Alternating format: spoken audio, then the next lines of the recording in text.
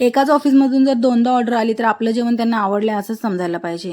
Last time त्यांनी मला chicken बिर्याणीची order दिली होती आणि ह्या टायमाला त्यांनी मला चिकनचं सुक्कं, रस्सा, भाकरी, इंद्रायणीचा राईस आणि चिकनचा पुलाव अशी ऑर्डर दिलेली आहे. तर इथे मी 1.5 किलो चिकन आणलं, त्याच्यानंतर ते स्वच्छ धुवून त्याला हळद मीठ मसाला लावून व्यवस्थित वाफवून घेतलं.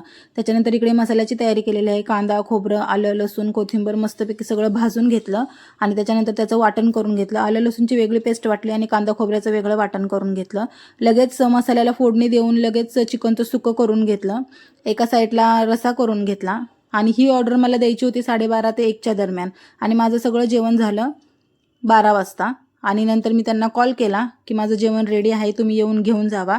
आणि मी सगळं जेवण व्यवस्थित डब्यांमध्ये भरलं, पॅक केलं आणि त्यांना कॉल केला आणि त्यांनी येऊन हे जेवण घेऊन गेले.